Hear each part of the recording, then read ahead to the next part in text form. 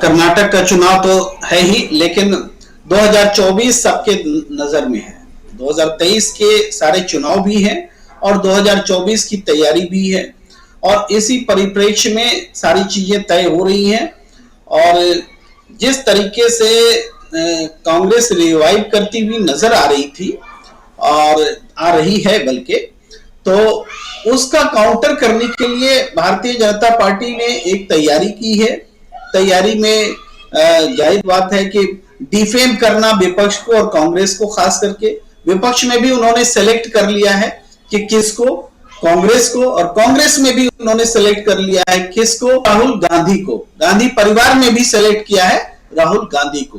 तो इस तरीके से राहुल गांधी उनके निशाने पर हैं। क्यों निशाने पर है राहुल गांधी, ये बात है सोचने की। पूरी तरफ भारतीय जनता पार्टी, उनका पूरा आरएसएस, विश्व हिंदू परिषद और दूसरे अनुषंगी इकाइयां, सब लोग एक सलाह बोल रहे हैं, राहुल गांधी पर गलत तरीके से डिफेंड कर रहे हैं, देश विरोधी साबित करने की कोशिश कर रहे हैं। और सारा फोकस इसी बात पर है कि डिबेट इस बात पर हो कि राहुल गांधी देश विरोधी हैं कि नहीं हैं। और जबकि राहुल गांधी जो कोशिश कर रहे हैं वो इस बात के लिए कर रहे हैं कि हम आज किसी भी क्षेत्र में सुरक्षित नहीं हैं, वहां पर ध्यान दीजिए। और हम ये अपनी बात आगे बढ़ाने से पहले ये कहना चाहते हैं कि राहुल गांधी ने अब तक जो कुछ भी कहा है वो गलत साबित नहीं हुआ है। कोई भी एक बात बता दे जो कि राहुल गांधी ने कहा और वो बात गलत साबित हो गई हो, ऐसा नहीं है। तो सही, तो मुझे वो भी याद आती, एक समय आएगा जब नरेंद्र मोदी जी को लोग डंडे लेकर दौड़ाएंगे। वो बात भी मुझे आती है यार, लेकिन संसद में कही गई बात है तो इस पे एफआईआर जैसी बातें तो नहीं हो सकती या नहीं हुई, लेकिन वो भी एक दिन सच होगा, हो सकता है। क्यों? क्योंकि फेहरिस्त इतनी लंबी होती जा रही है जिस पर चर्चा नहीं करनी। कब तक चर्चा नहीं करेंगे? देखिए, सीमा सुरक्षित नहीं है, खुल करके मोदी जी ने कह दिया था कि न कोई देश में घुसा है न घुसा हुआ है। पाकिस्तान में देखिए, पाकिस्तान की एजेंसी से हिंदुस्तान में आतंकवादी घटनाओं की जांच वो करा चुके हैं। अभूतपूर्व घटनाओं का मैं जिक्र कर रहा हूं, छोटी मोटी घटना की का जिक्र नहीं कर। इसके बाद आप देखिए अडानी हिंडनबर्ग वाले मामले में जिस तरीके से सरकार खामोश है, इनएक्टिव है, और केवल अडानी पर इनएक्टिव नहीं है, अरे वो एजेंसियां जिनकी नजरें छुपाकर ये सारी चीजें की गई या जिनसे साठगांठ करके ये सारी चीजें की गई, सेबी, सीबीआई, ईडी, सबको पता क्यों नहीं था कि ये सारी चीजें हो रही हैं? या फिर पता था लेकिन उन्होंने एक्ट नहीं किया? तो ये सारे जो केंद्रीय एजेंसियां हैं, तो इनकी जो नाकामी है उसकी पर्देदारी है, अडानी को बचाने की कोशिश है, और जो भारत के निवेशकों का पैसा है, भारत के जो सरकारी अर्ध सरकारी संस्थानों में निवेशक के पैसे जो हैं और अडानी के फर्म में गलत तरीके से लगा दिए गए, इन सब बारे में बड़ी खामोशी। और ये सारी बातें, एक एक बात जो है वो आपराधिक है। किसी एक बात पर भी मुकदमा चले तो जेल से बाहर आने का अवसर नहीं मिलेगा। ये ऐसे मामले हैं। तो इन मामलों की फेहरिस्त बहुत लंबी है। तो इनसे बचने का क्या तरीका हो सकता है कि सदन में कोई जैसे जो सदन की कार्यवाही होती है उसमें ऐसे मुद्दे डिस्कस ही ना किए जा सके जिसमें अडानी का जिक्र हो। राहुल गांधी जी को मौका मिला था, उन्होंने भाषण दिया, एक एक शब्द जो है बाहर करा दिया गया कार्यवाही से। भाई अडानी का नाम नहीं लिया जा सकता सदन में। इसके बाद भी वित्तीय कामकाज से संबंधित बहुत कामकाज अभी अधूरा पड़ा है, उस पर भी चर्चा होगी तो अडानी का जिक्र आएगा, एलआईसी का जिक्र आएगा, एसबीआई का जिक्र आएगा, तो वो चर्चा भी ना होने दिया जाए, ये भी कोशिश रहती है। इन सब कारणों से राहुल गांधी निशाने पर हैं। एक तो अब आपने लिखा बैकफुट पर बीजेपी, तो बैकफुट पर तो बीजेपी है ही, गलत शॉट भी खेल रही है। और गलत शॉट जो है, अब ऐसा नहीं कि फील्डिंग टाइट नहीं है, फील्डिंग बहुत टाइट है, इसलिए गेंद बाउंड्री लाइन के बाहर गलती से भी नहीं जाने वाली है। क्योंकि हम ये बात देख रहे हैं कि मान लीजिए ममता बनर्जी अखिलेश से मिल रहे हैं तो बहुत खुश हैं सब कि भाई कांग्रेस से नहीं मिल रहे हैं, लेकिन आप इस बात को समझिए कि देश में जो भी गुटबंदी हो रही राजनीतिक रूप से, वो बीजेपी के खिलाफ हो रही है। इस बात को समझना पड़ेगा। अगर ममता बनर्जी और अखिलेश मिल रहे हैं तो म्यूचुअली एक दूसरे को एक सीट भी नहीं जिता सकते, लेकिन फिर भी इनकी युति जो है चुनाव बाद कुछ ऐसे खेल करेगी जिससे परेशानी बीजेपी को ही होनी है। यह बात है।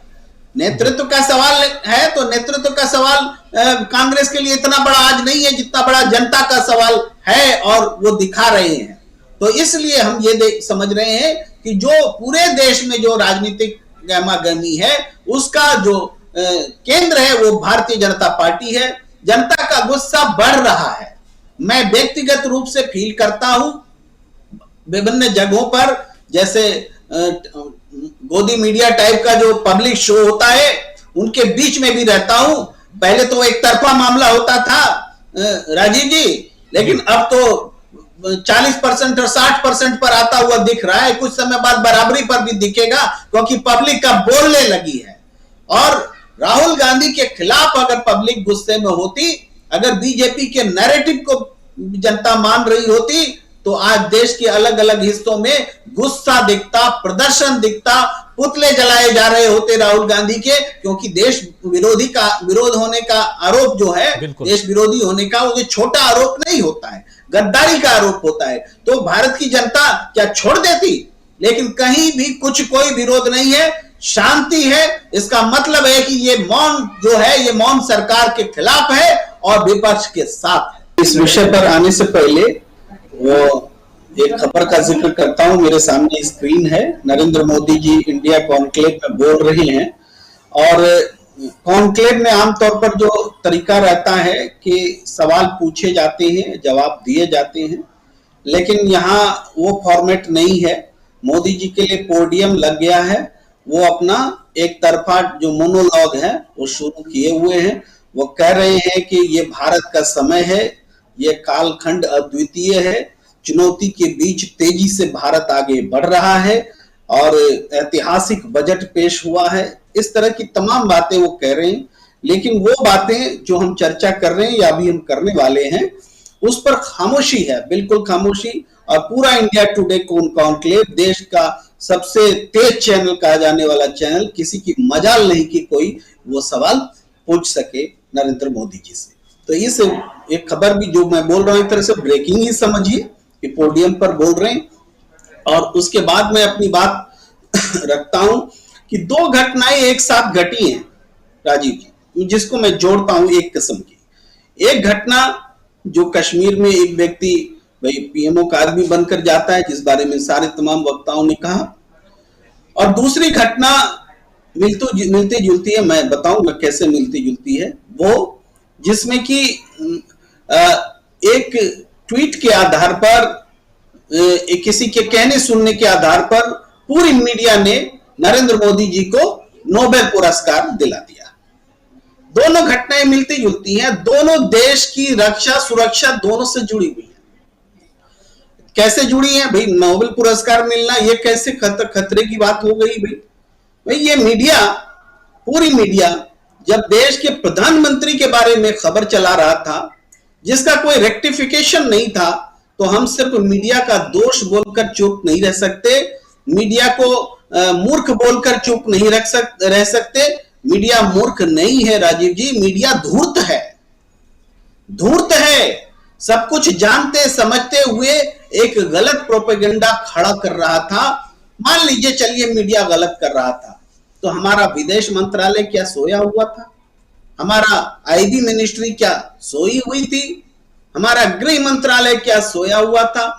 उनको समझ में नहीं आना चाहिए था कि हमारे देश के प्रधानमंत्री के लिए नोबेल पुरस्कार जैसी बात आ रही है मीडिया में, तो इसका एक क्रॉस वेरिफिकेशन भी जरूरी है। कि इतिहास में कभी ऐसा नहीं हुआ कि मीडिया में बताया जाता हो कि किसको नोबेल पुरस्कार मिल रहा है, तो इस बार ऐसा अनोखी बात कैसे हो गई। तो ये जो है ये बहुत बड़ा फेल्योर, पूरी दुनिया में अपने देश को अपमानित करने का इससे बड़ा उदाहरण क्या होगा कि पूरी सरकार बैठ करके, पूरी मीडिया बैठ करके भारत के प्रधानमंत्री को नोबेल पुरस्कार दिला रही थी और पूरी दुनिया की जगहशाही। इसमें मैं पूरी मिनिस्ट्री की फेल्योर, सरकार की फेल्योर और आपराधिक संलग्नता की बात मैं कहता हूं। यही आपराधिक संलग्नता उधर भी है, उस मामले में भी है कि Z+ की सुरक्षा एक व्यक्ति को दे दी जाती है जो खुद को पीएमओ का डायरेक्टर, असिस्टेंट डायरेक्टर न जाने क्या क्या बता रहा है। अरे कोई कुछ भी कह देगा तो आप उसको चेक नहीं करेंगे, 1-2 दिन नहीं 5-5 महीने तक ऐसा होता रहेगा क्या? तो ये इसमें संलिप्तता किसकी थी? ये जो मोटिव भी होगा उसका कुछ ऐसा नहीं है कि ये घटनाएं यूं ही हो गई होंगी, जैसे नोबेल पुरस्कार वाली घटना यूं ही नहीं हुई है, उसी तरीके से ये भी घटना यूं ही नहीं हुई कि कोई व्यक्ति कश्मीर चला गया और पीएमओ का आदमी था और Z+ सुरक्षा ले लिया।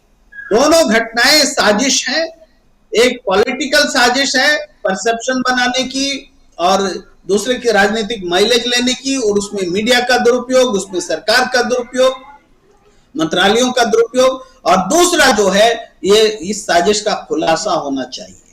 यही बात मैं रखना चाहता हूं।